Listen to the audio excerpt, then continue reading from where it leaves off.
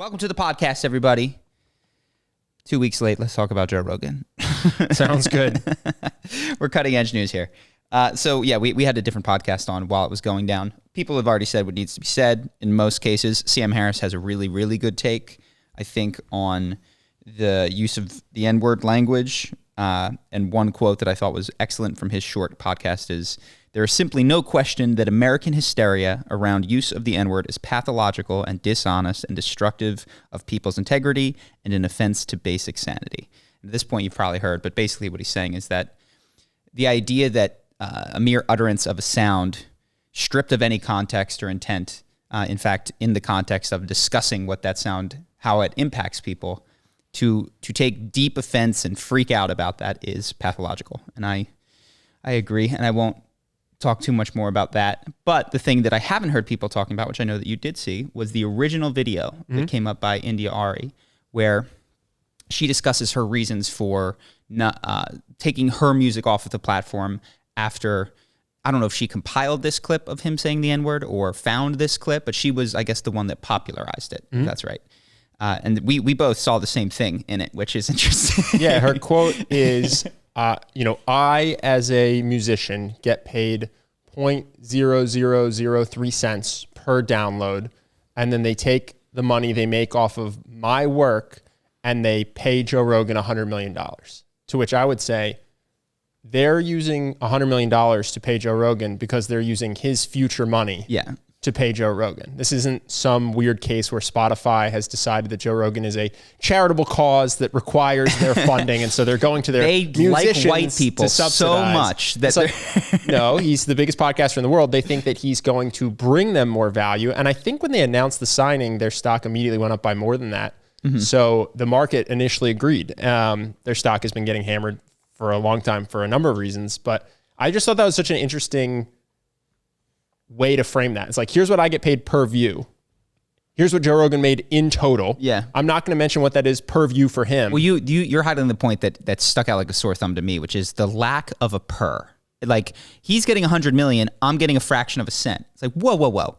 He's getting 100 million over several years. Yes. For probably hundreds, if not thousands of hours of content, which you do not have, for far more viewers and for exclusivity. Yeah, future looking and his entire library. So it's like, if you look at this over the life of his contract, and then you go, how much did that 100 million, how many views did he generate?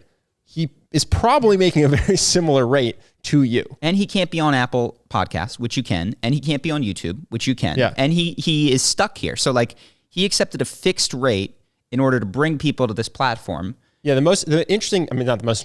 uninteresting thing that you just see all the time is people start with a conclusion, which is Joe Rogan's bad, and then they go look for anything that they can use to support that, instead of just sticking with an original argument, which is, he said the N-word 12 times, and I, as a black artist, don't want to be on a platform with him. Which, there's holes in that argument. Her argument was very economic, and it sounds like she's been, perhaps understandably, I don't know, upset with the economics of Spotify for a while. Now, you can say justified, not justified, I don't know. She feels that they've been underpaid by Spotify. And she specifically talks about the historic legacy of black artists being underpaid.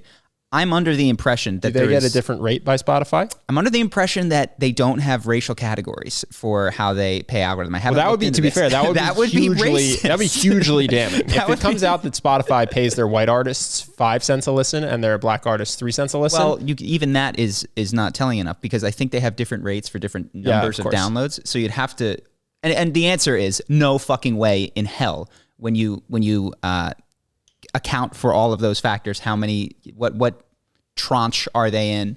It's also possible they pay podcasters and musicians different rates, because podcasters are multi-hour format and musicians are 3-minute format. So you could have not race-based differences in pay, but category differences in pay. True crime might make the most. Yes. And then, of course, the other question is, they're asking which of these two people is more likely to bring and maintain new listeners. And I think that's obvious, is that it's Joe Rogan, and his style of content is a thing that people will change their daily habits for. Right. You might listen to a musician's art on Spotify, but if they weren't there, you're probably still going to use Spotify. Or if you don't use Spotify, you're not going to join when you find out that one musician's music is suddenly on. Unless it was like the Beatles or something like that, or Justin Bieber, or, you know, and then they're going to move some, there's going to be activity. Versus Sirius XM, I think people legitimately just pay for Sirius XM for Howard Stern. And were Howard Stern to stop being on Sirius XM, people would leave Sirius XM. So I don't know if that's the case, but I know that I remember many years ago when they came out with it, my dad was a guy who was in the car all the time, and that was certainly his thought process. Yeah, so that's Spotify's hope with Joe Rogan, is that people, I mean, you don't want to, it's all anecdotal in the comments, but there are people who are saying, I joined Spotify for Joe Rogan. I think it did in some way bring them new clients in a way that not every person that has content on Spotify is going to have that ability to bring new people just because of them. Yes. So that was the piece I haven't heard other people talk about. And it's entirely possible. I sound like Joe Rogan now. It's entirely possible within what we're saying that artists could also be getting a bad deal on Spotify, or even stripping bad out, a deal that she's not happy with. And a boycott might be an effective way for her to raise her rates and other people's rates in terms of what they're getting from the streaming platform. I don't know. But the thing that I found like bothersome was the complete, he's making 100 million, I'm making fractions of a cent, without any reference to what they were getting paid for, which seemed, obviously she can't think that clearly, but the fact that the argument was coming out in that form, I think was indicative of the lack of clarity around the issue. And it's unfortunate that arguments which lack philosophical rigor are the ones that are being elevated to the top of the discussion and dominating how people make decisions. Well, I think there was one update, I believe, which Spotify now has like a Black Artist Fund, which is racist. And that is a special thing. It's, you know, it doesn't matter if you came from the richest neighborhood in America and you're Black. It doesn't matter if you came from the poorest neighborhood and have, you know, you're an orphan and you're white. The only thing that will allow you to enter or not be part of this category that gives you an advantage is the color of your skin. It has nothing to do with the oppression that an individual experienced in their life. Because of course we've talked about many dimensions upon which one can experience that. And yeah, we're just instituting, the public collectively, whether it's just a handful of people on Twitter, are collectively demanding racist policies within their corporations, and that is what we will get as long as people want it. And I think it sucks, and I've talked about it at length. And the historical, you know, I'm gonna not talk about that today. I just think it's lame that they're doing that. Anything else? Well, I was just gonna say, in the context of pay, I think often, if pay is fair or unfair, it often comes down to what is the denominator in your equation. You know, and so for this one, we're talking about it. It's not just about the pay; it's about the pay-per-views or whatever. I think of when people talk about how LeBron makes so much money and his WNBA equivalent does not, or people say how LeBron makes so much money and teachers do not. It's like, well, what? Yes, if you look at the absolute money, that's true. But if you look at dollars generated compared to his WNBA co-star, he's actually underpaid. Yeah. Like he generates far more money for the NBA than he receives in terms of fractional amounts versus a WNBA star with the WNBA. And in terms of teachers, if you looked at the number of people who he impacts, it's much larger. And so yes, per impact, a teacher is way more impactful than LeBron. But LeBron just happens to have 1 billion plus people all contributing a small amount of money to the NBA because of him. Yeah. And a teacher impacts 5 to 30 people. And so what can look unfair or sound unfair when it's framed a certain way, if you reframe the denominator, then suddenly the pay makes a lot more sense. This is one of the things that as you step back and look like, why is there wealth inequality? There's lots of reasons. One of the reasons is that some people, via technology, the television, the internet, etc., are capable of impacting and providing value orders of magnitude higher than most people. And LeBron James is a good example that you might not think basketball is as important, but everyone else does collectively. They think it's important enough to dedicate some part of their time per year to it, which is worth 0.001 multiplied by the amount of people equals roughly his paycheck and brand endorsements and crypto.com. It's just rough math based on the amount of people watching the NBA and the amount of time that they watch it. Yes. And so you have a world where if people were being paid purely on how much the market and other people want to pay them, you will wind up with tremendous income inequality. Now, you might not want to do that. You might want to set a cap on, like, even though you're impacting all of these people, we just have collectively decided that no one deserves $1 billion or $2 billion or $10 billion, and we're going to limit that. But yeah, there is it is being earned in the strictest sense of people are voting to do it, not with every single billionaire, but with a lot of them. They're saying, no, we want you to keep playing basketball, to keep selling Sprite, to keep selling crypto.com, because it makes me make different decisions. Yeah, and I actually think there's an argument you could be made if you looked at total NBA revenue and compared it to total public school teacher pay, and you found that, every public school teacher combined is still making less than the NBA players. Maybe the government should put more funding towards that as a whole. And each teacher is not going to make anywhere near LeBron, but as a whole, they would rise up. The one I find the least compelling is time put in. So you often see that argument of, like, I practice just as hard as LeBron. I put just as many hours on the court. I sweat just as much. These are not the metrics by which we pay anybody, because there's somebody in a gym for fun, putting in just as much time, sweating just as much, and then paying to play in their shitty local league because they're not generating any revenue. Yeah. And I think that it is interesting to see how different people argue, because ultimately most people argue for their own self-interest. It's interesting to see how they frame why they are deserving of more. Yeah. And I think to me, that's if you're ever in these discussions, the thing to look at. It's like, sweat equity is not a good metric of how much someone should be compensated for playing a sport. It's certainly not how much the person arguing for it wants to pay the people around them in their lives. You know what I mean? So if somebody, if you go get your car washed and somebody works on it for 8 hours and you get back a dirty car, you're disinterested in the amount of time. It's not a philosophy that you want to apply when you're paying. Exactly. What people want to pay for results, but when it suits them,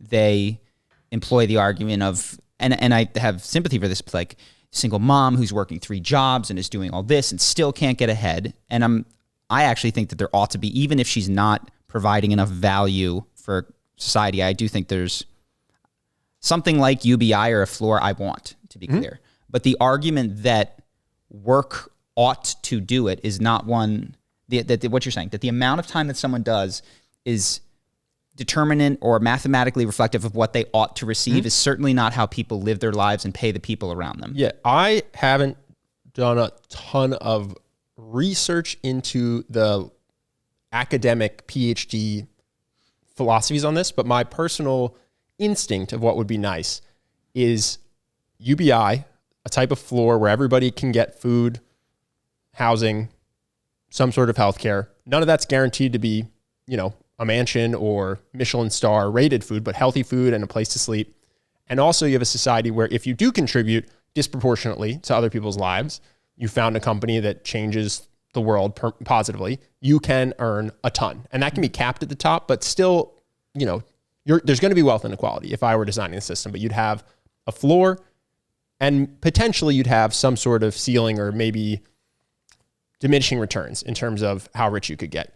The question I have about UBI is, what do you do if you do that and then people don't spend the money well? Because I think we have a consumer problem in the US, I think, where people, even with limited funds, will spend on things that it's not necessarily where you wish they would spend. I think we have a very status-focused society, and a lot of people care about the brands that they're wearing and things like that. And so I wonder if you did make UBI and there is somebody who's raising kids or whatever, but they don't spend the money in the way that you would hope, and now they are still not necessarily covering all the needs that you wish that they would, do you give them more money?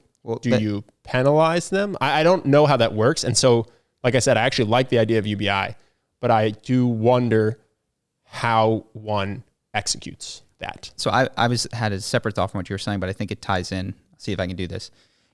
Stepping back, you can imagine a world where, I don't know if this is the current world we live in, where if we did put a floor in and we did say, okay, but after that floor, everything else is going to be based on how much value you provide, where people's proclivities and talents are such that it only took 10 to 20% of the population to make all the shit that everyone else wanted via the help of technology. And even if that other 80% wanted to contribute, their contribution is relatively meaningless. You could imagine, I'm not saying this is the case, that it was like, you're not going to make any money, so don't even waste your time.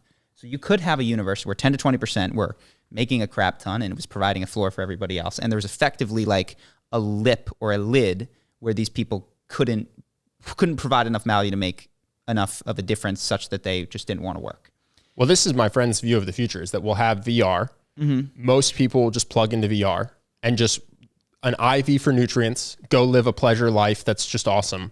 And then some very small fraction of the world will focus on scientific invention and pushing society forward. And it's like most people will ride on a train, and a very small amount of people will drive the train, make the train, like fuel the train, lay down the tracks, and make sure that anything that gets broken gets fixed, and come up with new technology so the train can go faster. While most of the population is hanging out. And I don't know that that's good or bad. That's just his prediction for the future. Well, so, and in tying this back to what you were saying about status conscious, so now just pretend that this is how things shake out. That 20% is still going to make commercials for the 80% because they represent 80% of the population to get them to hand them and not somebody else in the 20% a portion of their UBI. So you've got 20% of the population with all the money potentially running advertisements to convince 80% to buy their useless shit.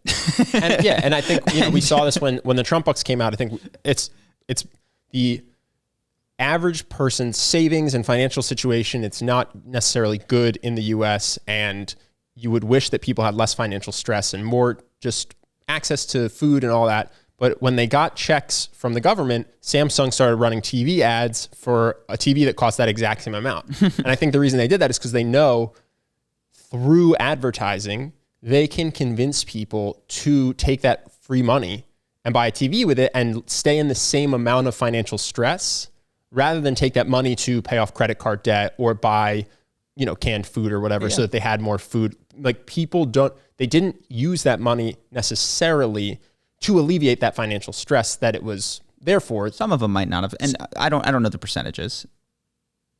Yeah, I just assume that most companies are profit-seeking monsters, and so when Samsung runs that ad, I think it's because it works. Sure, and this isn't to say that we should or shouldn't have done it, but yes, I guess what I'm saying that's not a negative or positive about sending out the Trump bucks. I'm just saying that UBI would be similar in that even if everyone got UBI, advertisers would be trying to convince people that they should spend that UBI on watches and clothing and cars and things like that, and it wouldn't necessarily go to making sure that instead of eating shitty food that's bad for you, we ate lots of breaking out of that cycle of dependency. It would go towards self-expression through brand consumption. Well, I don't know, but that would be my concern if I were the person in charge. If the government was like, we're going to do UBI, everyone's going to get this amount, make sure it works. My first concern is, how do I make sure that this solves the problem we want, which is raising everybody's floor in terms of housing, food, education, and not towards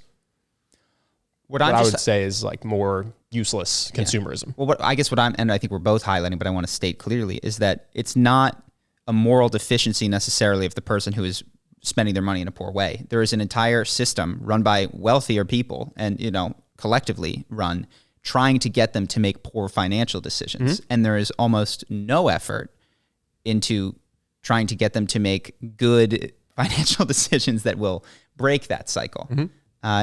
And that's just, so it's like, why do we have this in this potential universe, this underclass? It's because everybody is contributing to it. The rich are contributing with their advertising and their sustaining of this cycle, and the people making the decisions ultimately to what to buy would be responsible for their decision making.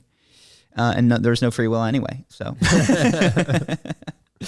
but yeah, I don't know that is the actual universe. It's totally possible that if everybody was allowed to contribute, we'd have a bunch of smaller artists and people would break into niches and it wouldn't be this 80-20 split. So that might not be the case.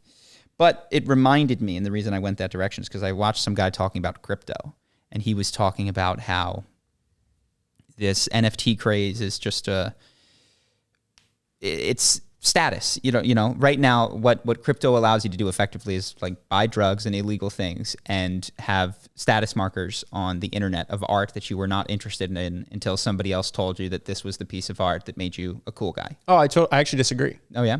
I don't think it's about status. I think it's about trying to get rich without doing anything. And speculative. Yeah. And the speculation. I think that's the number one thing is people, and I would love to get rich without doing anything as well. Be great. I think people want to do that, and I think they see NFTs as a way that they can. Like we just talked about how the best way to get wealthy is to do something really valuable. that's hard.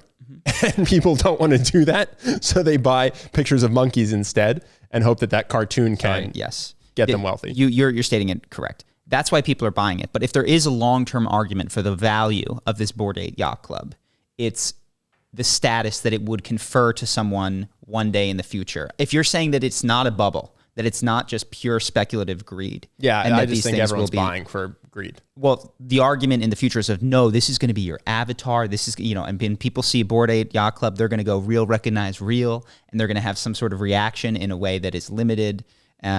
I was just, he was making this argument. I was reminded of a friend we had years ago with the Kanyes. When he was waiting in line for Kanye's, hours in advance, and asked me we were in a foreign country, to translate for him on the phone so that he could go and show up. I was like, why are you buying these shoes? And he tells me, dude, when you're walking down the street and you see someone in these, real recognize real. And I was just like, oh my God, this is it. This is what we're buying for. Mm-hmm. This is what does it. Yeah. And the idea that a really effective way to express who you are is by buying somebody else's product at a huge markup for the cost of goods. Yep. Is perhaps advertising's biggest trick. No, I guess advertising's biggest trick is that external consumption can provide internal relief and happiness. But the second biggest trick is that the best way, or one of the best ways to express yourself, is by buying stuff that is branded.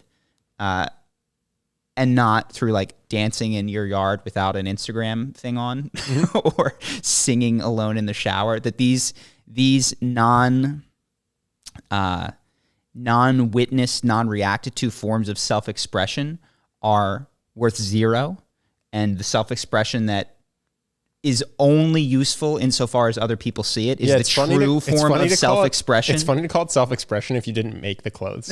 You know what I mean? Because it's I'm expressing myself. Well, yeah, this thing that someone else made for me, that I chose to wait for and stand in line and purchase, and I mean there is work and effort that's going into it for sure, but yeah, that's just a thing that happens. He was making an argument that this is worse with crypto, and I was like, I don't think it is. I think that it's been crappy this way for a long time, where people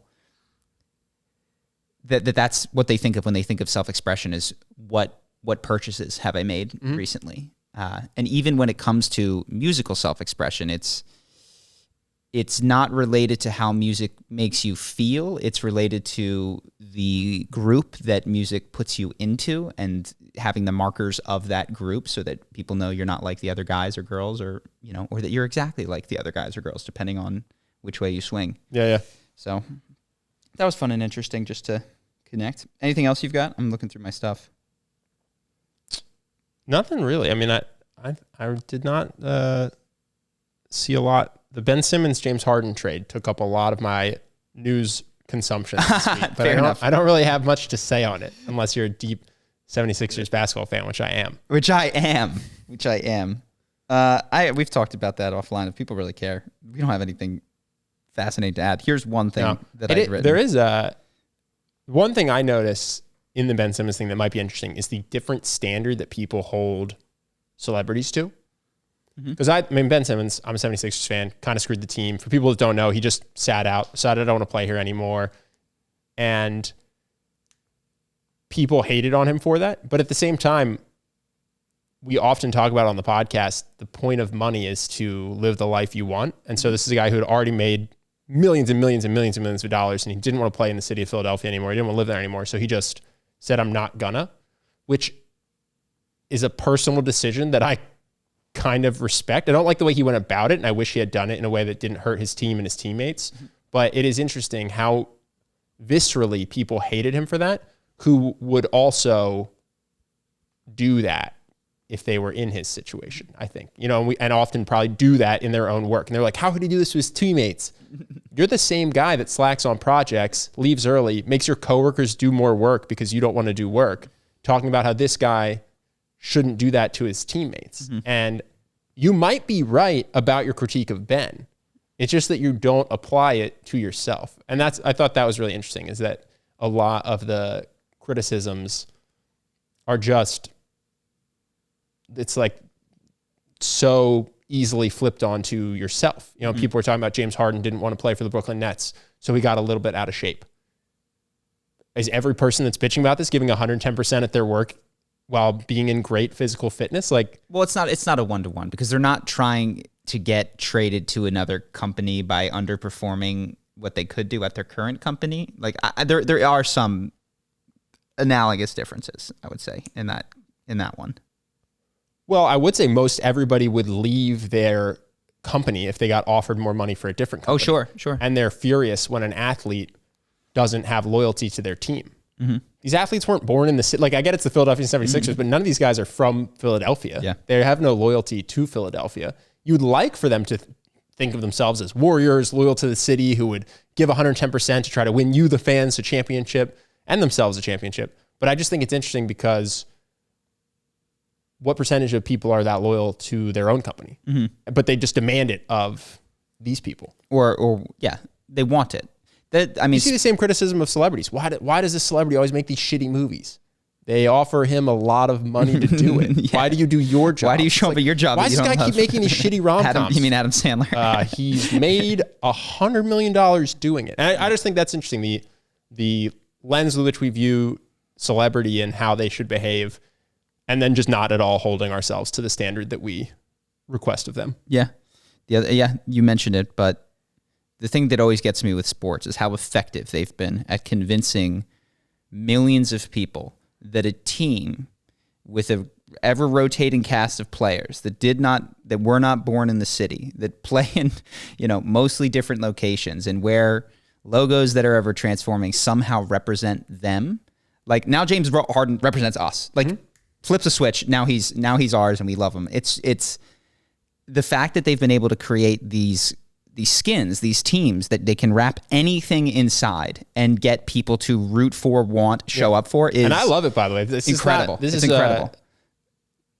It's a observation and analysis, but not necessarily a criticism that one shouldn't be a fan. But yeah, the fact that I love Joel Embiid because he's a Philadelphia 76er, wasn't born in Philadelphia. Yeah. Got drafted there. He's remarkably loyal, like more so than I think most people, which I appreciate. But more than you are. Yeah, you left right away. That's what I'm saying. When people, this is actually another one that made me think this was when LeBron left Cleveland to go to Miami. I thought that he shouldn't have done a public TV announcement for it, or if he did, he should have said, "Hey, I'm not coming back to Cleveland. I'm going to announce what team I'm going to on the thing." He could have done it better, but the outrage that he would leave Cleveland to go to Miami. I think at the time I was living in Brazil. I was like, how could I possibly get mad at this guy? I decided I didn't want to be in the country. Yeah. And this guy said, listen, I was born in Cleveland, but it'd be nice to have a beach. Well, warm weather's pretty cool. Yeah. I don't want to pay taxes. By the way, one of my best friends plays on this team. Could be fun. And everyone demonized him. And I could see myself making that decision, hopefully with a better PR rapper, but it made a lot of sense to me. Not via the decision. That was a terrible idea. But honestly, I think he could have done the decision and just said it the day before, I'm not coming to Cleveland. I love Cleveland. I want to make that clear before the decision, and then just get on there and say, there's no advantage. You should have just no press conference, no special TV event. No, just go. He had never gotten to declare what college he was going to. Yeah. So I think this was his moment for the first time he got to pick his squad. And I think this was his version of being a top star recruit that got to pick his destination. Yeah. So I understand why it happened. Also funny because it raised money for charity, but everyone hated him for it. I didn't know that. Yeah. He donated all the money that the decision made to the Boys and Girls Club. Okay. So that makes a little bit of sense. And everyone was like, you're a piece of shit. Like, sorry, I helped all these kids and then made a decision about my own life. And went to Miami. Going back to the first and this is the last thing that I have is I have just been the whole Neil Young and everybody. I'm blown away. I didn't think it would happen this way. When I thought, big tech is going to come in and they're going to censor us, it's going to be heavy-handed, like they're going to put boots on our neck, and it's good. Yeah, surely we won't welcome. Surely we won't beg for it. Yeah. Surely we won't say, please censor us, govern me harder. No, just wild that you would want Spotify, Facebook, anybody to decide what is true, and that you would want that to be an independent body because the first decision you want them to make coincides with your belief of what is right. So you're willing to lose every future modicum of control over this in order to I'm blown away that they want that as a precedent of a thing that these corporations ought to be doing. I'm working on a John Stewart video right now, so I'll give a little bit of it away. They the interesting thing is that right now, mostly, I'd say left-leaning people in the US, they want censorship from big tech because the people like Trump and Joe Rogan are spreading quote unquote misinformation that they don't like. And Jon Stewart, who is very left-leaning, has come out and say, hey, this is extremely dangerous. When we were going into Iraq, I was very skeptical of the WMD argument because I was speaking to nuclear physicists and things like that who said the evidence wasn't great. And I got labeled as misinformation by the mainstream media and the big tech companies who were all marching down the fairway of we should invade because they have WMDs. That's what the president is saying. Yeah. And I ended up being right. And that's not to say that Joe Rogan is right. That's not to say that anything about COVID. It's to say when you let other people label what is and isn't allowed to be discussed and shared and thought about, you end up in Iraq. And so right now you think it's great because the censorship works in your favor, but it's not always going to.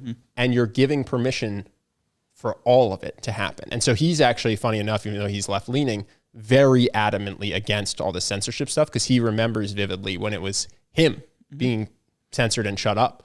And he thinks that a lot of the Iraq war and all the costs of lives and money came from when the big guy was spreading the misinformation. And so he's saying at some point, the big guy will have the wrong information and they will censor everyone who disagrees with them. Yeah. And it will be very damaging. Well, the reason that I recommended you do Jon Stewart is because he's, I think, very effective at arguing those points. It's because he's got credibility with that side of the aisle, but also because whereas I might go abstract with it and talk about what is truth, what is free, how does free speech help us arrive there? Do we ever know truth? Does the consensus ever guarantee truth? He takes a very concrete example, one that he knows his audience agrees with, and illustrates how their principles would get them the opposite of what they want in a very specific and concrete way. And I think that's hopefully what you discuss in the breakdown is like, this is much more effective than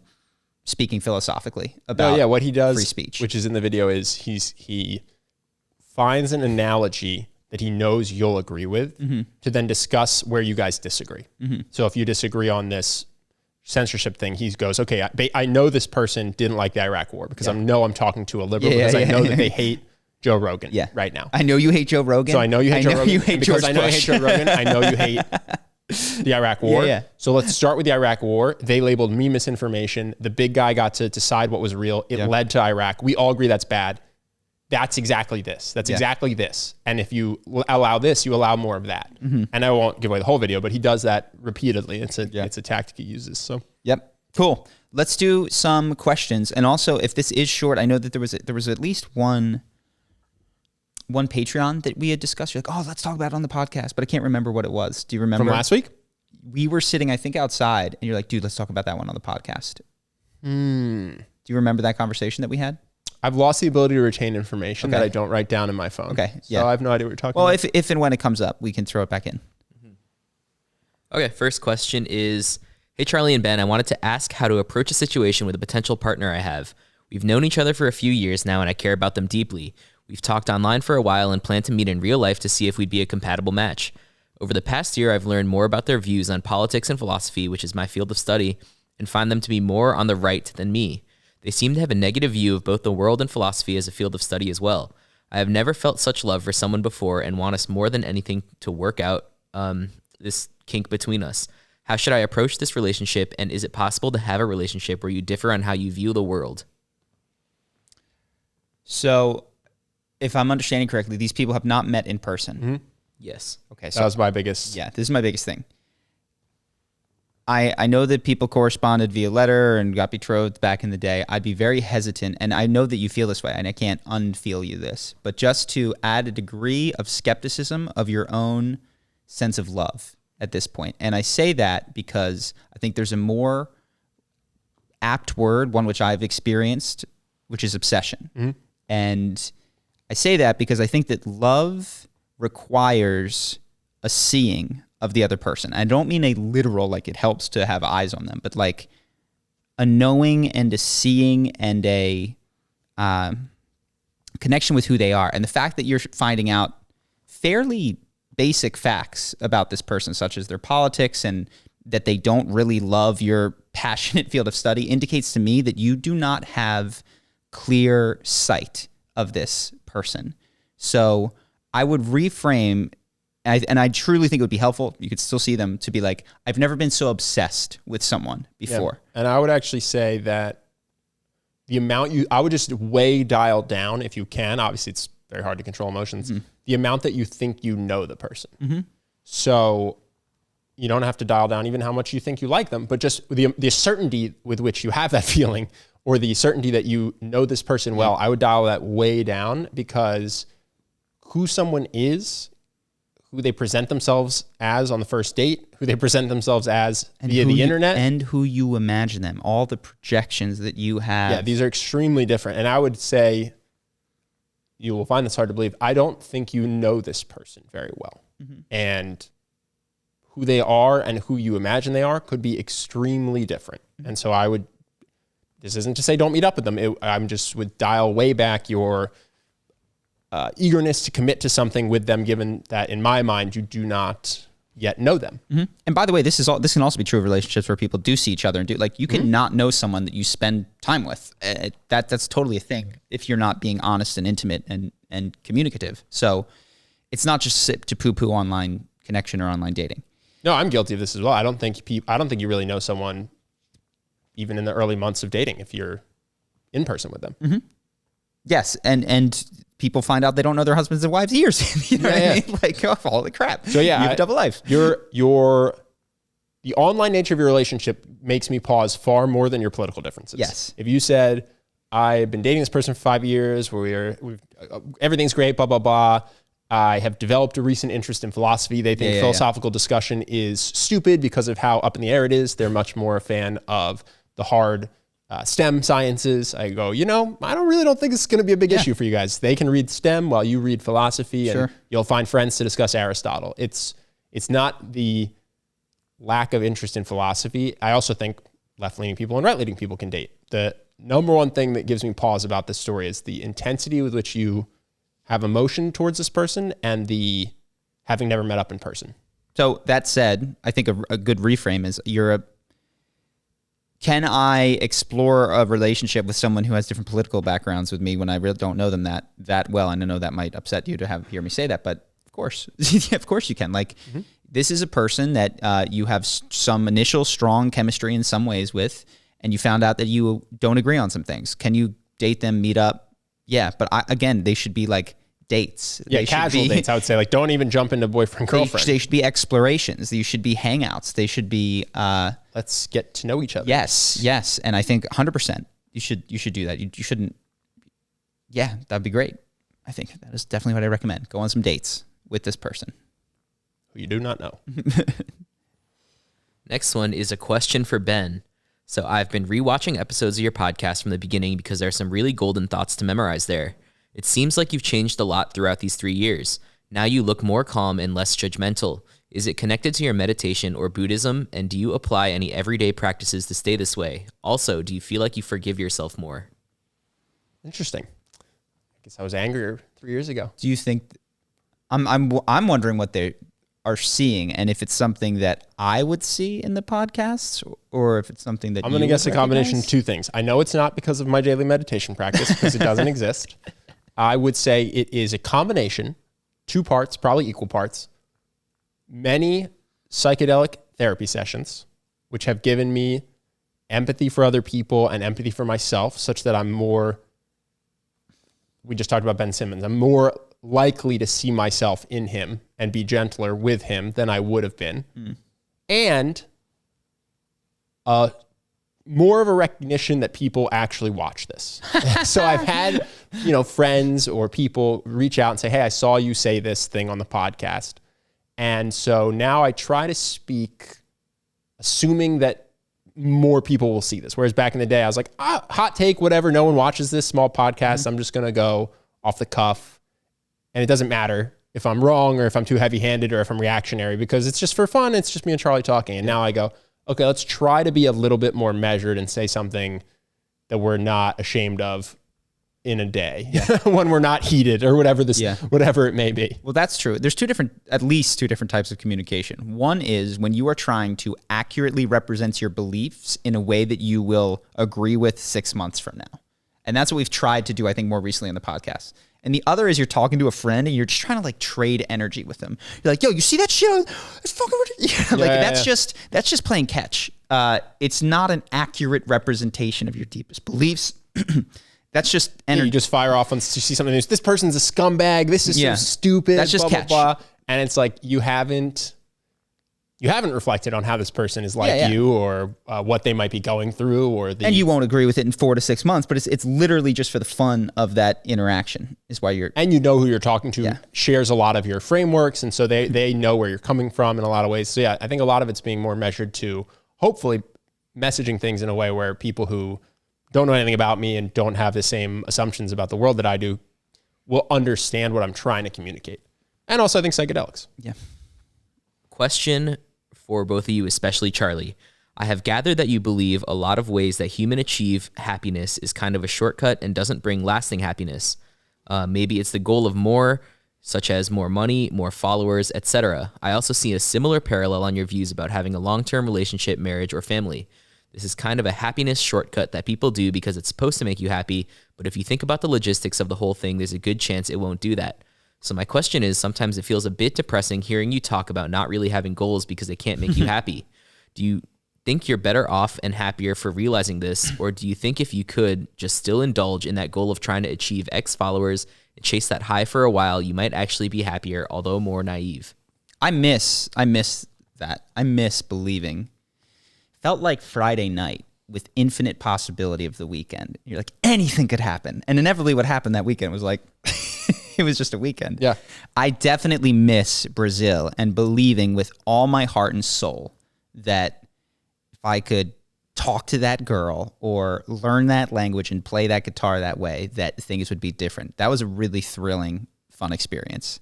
And it's impossible for me to go back. People have been like, why don't you just do that again? I'm like, I can't unsee what I have seen. Well, this is,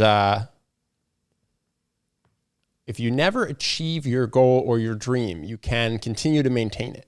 It's only in the achievement of your dream. If you're like, if I just, slept with more people, or if I just made more money, once you run down that road enough and you've slept with a bunch of people or you've made a bunch of money, that's when you go, this hasn't materially changed things in the way that I was expecting. Yeah. So that's when the question comes, is this the right goal or the right path? But if you never achieved it, you could keep that hunger forever. That would be bad though, because it wasn't the not achieving it. It was like hitting the inflection point and being like, oh my God, here we go. Like the business is working, or like that was the excitement. It's not just frustrated attempts at your goal that make you happy. I don't think that is the case.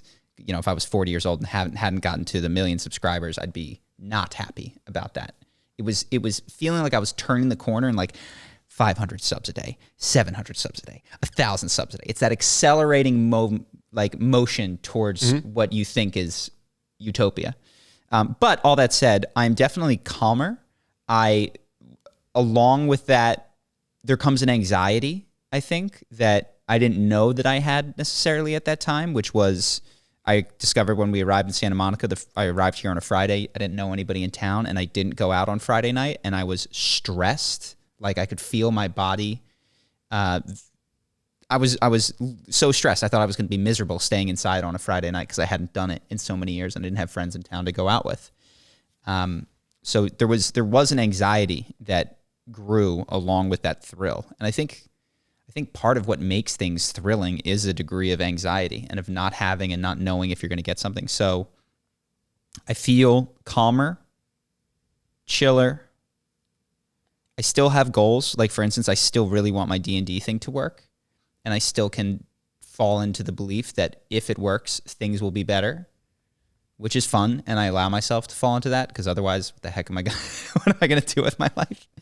Well, you haven't shoot it all. That's the difference. Like and I'm not saying you should, the conclusion to your beliefs, and we've said this, is to go try to live in a mountain and achieve enlightenment.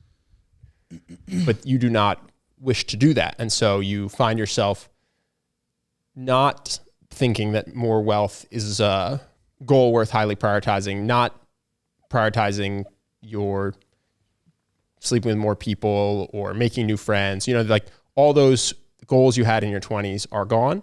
But you also don't want to take that more radical step of, I'm going to shave my head and move to Tibet. Mm-hmm. So that's kind of where you are. Well, yeah, there's a logical recognition of external achievement is not making me happier. But then there's an emotional fear of, I can't give up my stuff. I can't give up my success. I can't give up my income my logical brain and my emotional brain are not on the same page, even though my emotional brain has genuinely or deeply let go of some of the things that it used to grab onto, like subscribers. I really don't care these days. That's good news because things have slowed down. Wouldn't know. I'm not checking, So I just want D&D to work. That's all. I really just want D&D to work. If that worked, everything would be different. I want to tell stories. And yeah, I think I really do enjoy going from 0 to 1. And I suspect there will probably be something in my life that I can take from 0 to 1.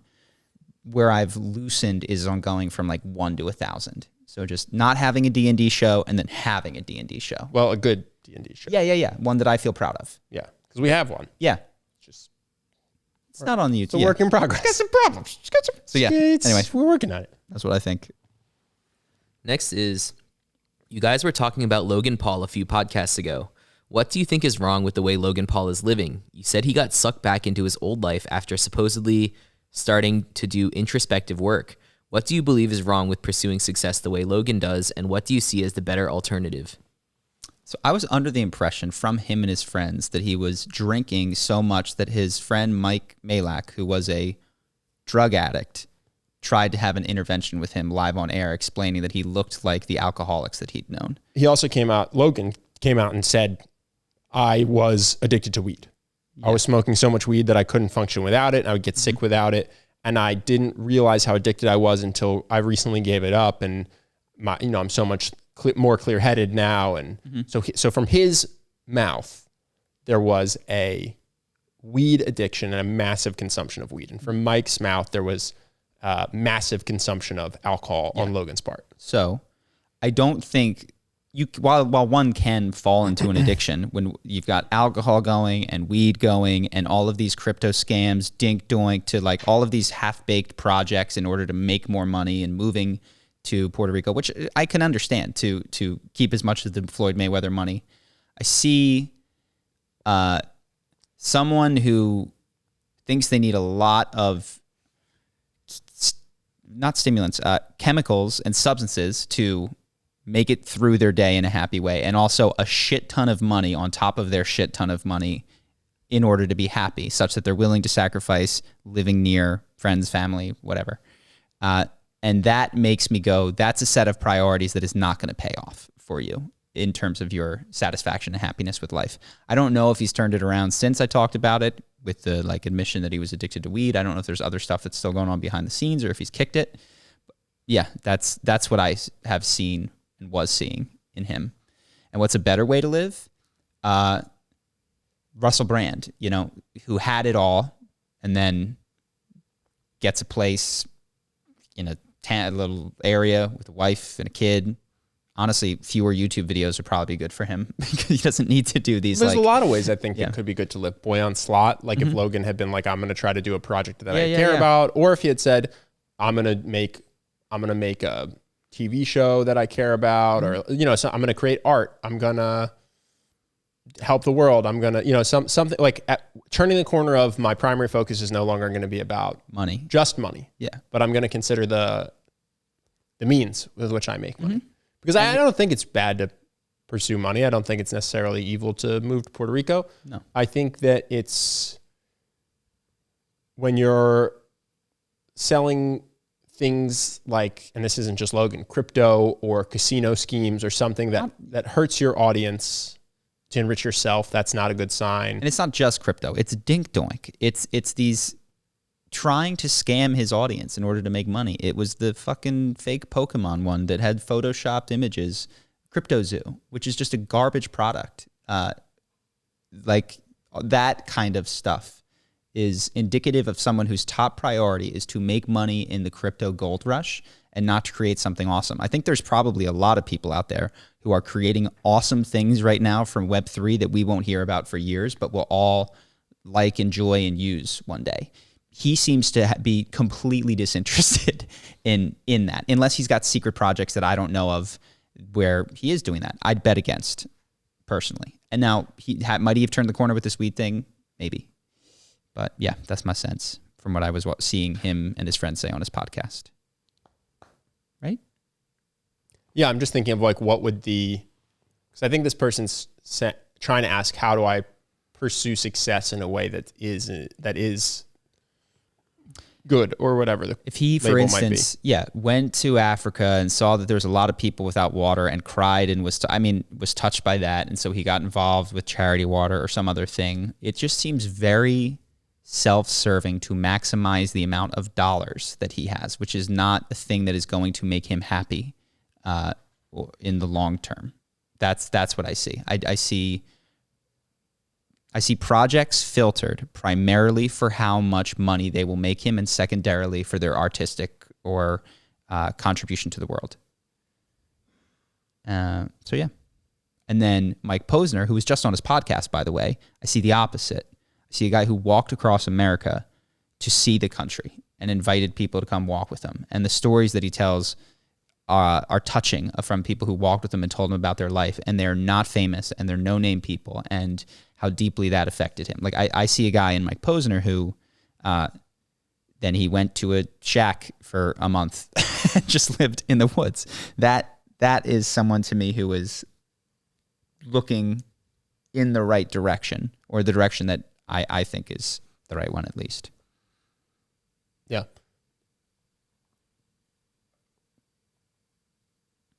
The only thing I'd say is that I don't even think everybody has to live that way either. No, you can just, I was thinking, who's like the middle ground? I was thinking Chris Hemsworth goes, makes a movie, comes back, hangs out with his wife and kids, surfs, hangs out with his brother, donates a little bit to charity, but hasn't dedicated his life to it. Isn't very active himself on social media. That's a great sign. Yeah. And so I think this isn't to say that everyone has to walk across America, start a nonprofit. I think if you're saying, how can I pursue more traditional success in a different way? I think that sort of balanced pursuit, to me, I have no problem with this. Like, go make a Thor movie, come back, kick it with my wife and kids, surf, donate to charity, hang out with my brother, repeat the cycle. Yeah. That's solid. Seems Great. Like Chris Hemsworth has enough. You know what I mean? And that is a really solid place to be when you've got millions of dollars and are Chris Hemsworth. Because if you don't have enough at that point, there's nothing else in the external world that is going to offer it to you. I don't get the sense that you guys are American football fans, but I was wondering if you had any thoughts on Brian Flores' lawsuit against the NFL. Do you know what that is? I do. Okay. Go ahead. Go ahead. For context, he's alleging racism in their hiring practices. Oh, yeah. Yes, so I don't know. I'm not in the room. I saw Brian Flores say... It's about coaches, right? He's a coach. He's a black coach. He said that I did interviews with the Denver Broncos. John Elway showed up drunk. They didn't take me seriously. They were late to the meeting. John Elway said, that's not true. I treated your candidacy with as much seriousness as... I always show up drunk. Yeah, as any other candidate. He didn't say if he... I literally am an alcoholic, my guy. Basically, he's like, John Elway showed up late. But I don't know. I wasn't in the room. Here's what I would say. I think that football franchises are trying their hardest to win a Super Bowl. There is a lot of financial incentive to do so. I don't think any owner or GM is so racist that they would consciously say, or unconsciously. Well, no, let's start with consciously. Yeah. That they would consciously say that I'm going to win less because I don't want to have a black coach leading this team of mostly black athletes anyway. Which is to say, if there was a black coach that were even marginally better than his white counterpart, you would obviously give him the job. Yes. Because you own a football team and want to make money. Now, the next games. argument is, well, what if it's subconscious? What if they think that, but really they have a bias such that they don't have faith that this person could win, even though he is the best candidate? Their assessment is wrong. So they're making the conscious decision, but their subconscious is off. And what I would argue is that's probably not true of every single owner and GM. And so the one who wasn't racist would have the best coaching staff, the best head coach, the best offensive coach, the best defensive coach, because they would be willing to look at all of the candidates, including black coaches. With as little bias as humanly possible. Yeah. And then they would be winning more.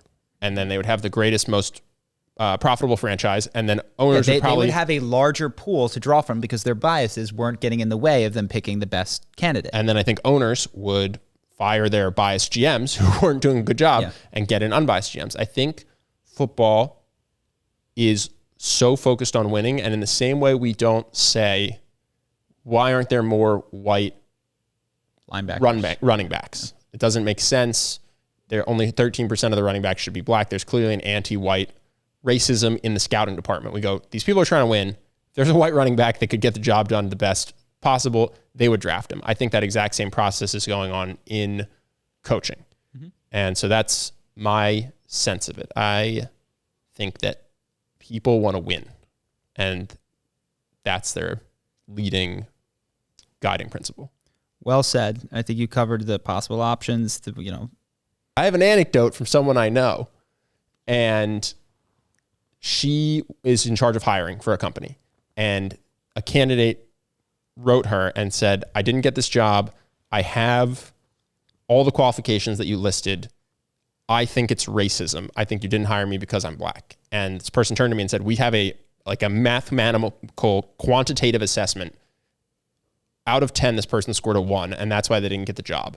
And now they're alleging racism, and I have to talk to my CEO about how to answer this in a way where we don't get sued. And I think it can be, there are racist hiring practices, and there are times where it's racism. Can I tell you a racist hiring practice that I just saw real quick? Yeah, but also I think... in the NFL? But also I think that sometimes people don't like hearing that they didn't get the job because they weren't qualified, and so they'll default to this. I think both are true, that there's companies that are racist that have racist hiring practices, but also that people don't get the job for reasons it's not race, and their brain will go to it was race because they don't want to look at the fact maybe they got a 1 out of 10 on their quantitative assessment. Did you see the halftime show? Yeah. There's about 150 background answers. Literally every single one, and maybe I didn't inspect their genealogy. It was black. What are the odds of that happening without a direct, in a country of 13%? You know what I mean? Like without a direct insistence that be the case. And I think you could probably easily find correspondence that was the case, emails, et cetera, like saying, we're hiring only black people for this. That's so obviously, and if that's not the case and it happened on accident, I'm open to that. But if it was the reason and the explicit thing, I don't know why that's not being raised as a problem. Yeah. Like, and I will say, I don't know enough of the details to know the Broncos specifically. So it's possible that someone in the Broncos John Elway might be a raging racist for all I know. Yeah. I think zooming out on all the teams in the NFL, it's unlikely that if there was a person that could win more games who was black, someone would pick them up. That's my guess. That's my hypothesis. And so maybe the Broncos are super racist, but it seems unlikely that every single team in the NFL would be ignoring the best candidates that give them the chance to win a Super Bowl. But your point, which I will underscore, is I have no idea what happened in this particular situation. He might have been. Oh, I think the Broncos could be super racist. I just think someone else will pick him up if he's actually good hire, the best coaching prospect out there. Then some other team that's not the Broncos will go, thank God the Broncos didn't hire this guy. Yeah. I'm going to hire this guy because we need a head coach and he's the best one out there. Yeah. Nice. That's all I got. So cool. We're going to hop over to Patreon right now. We might have some questions that we popped into this podcast, but there's a lot of them. So it's going to be an even longer episode on Patreon. If you want to see what we're talking about, we've got a couple topics, Justin. Some of them are. We've got how to keep the conversations electric in long-term relationships, the texts you should send post first date, and nicely letting a mutual friend know that you're not interested romantically. All right. How many questions do we have today, Justin? 5,000. I didn't write them all down, but I have like 20, 23-ish. Nice. All right. There's even more so we're going to rip for like an hour and a half probably. All right, let's do it.